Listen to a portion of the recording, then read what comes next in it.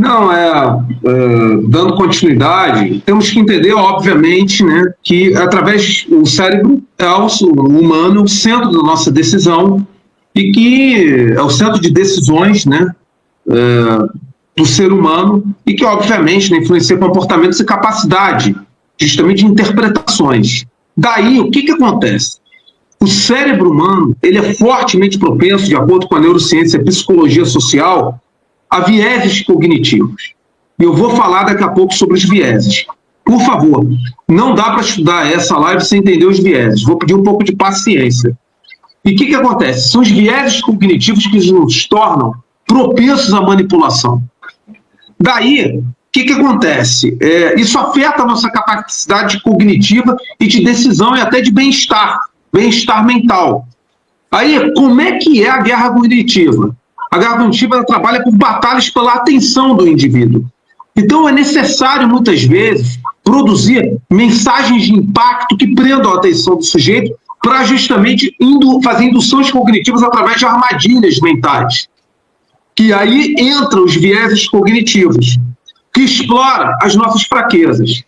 Porque os vieses cognitivos eles se formam, e consequentemente as crenças arraigadas, explorando as fraquezas das subjetividades humanas, que por incrível que pareça, elas são relativamente padronizadas, elas não são tão diferenciadas. Quais são as principais fraquezas humanas? A angústia, a insegurança, o medo do amanhã, a aflição em relação ao presente, o sentimento de autoexclusão, a baixa autoestima, perante um mundo muito competitivo, a necessidade de projetar poder e preponderância perante a sociedade, tudo isso vai formando um caldo de instabilidades que os vieses cognitivos, quando bem trabalhados, exploram as fraquezas mentais. Aí é o atalho para se gerar justamente o que é a consolidação de crenças arraigadas.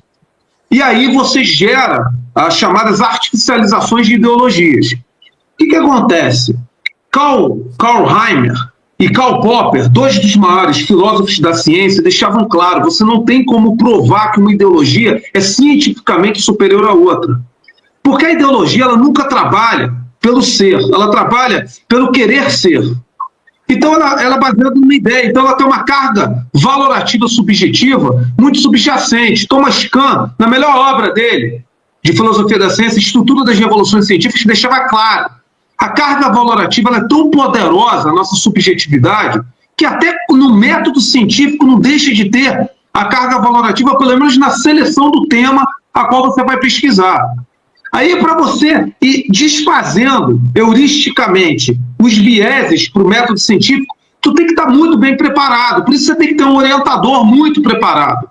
Por isso você tem que ter aulas de metodologia de pesquisa científica. Quando você faz um mestrado, um doutorado, ainda que no Brasil seja muito ruim, e é uma pena, porque eu sei que é chato estudar isso, mas é necessário, infelizmente, se tornou pouco considerado. Daí você tem ataques cognitivos até para pesquisadores.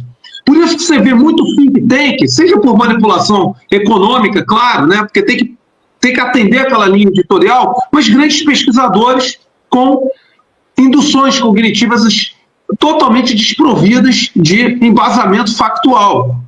Aí você pensa, como é que esse cara, ou esse pesquisador que era tão avalizado, está falando tantas aberrações por causa desses atalhos, desses vieses.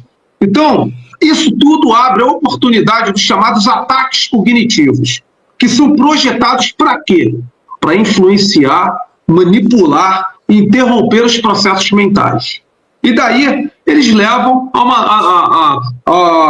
uma certa paralisia decisória, em que você não consegue ter senso crítico. Você vai por indução cognitiva.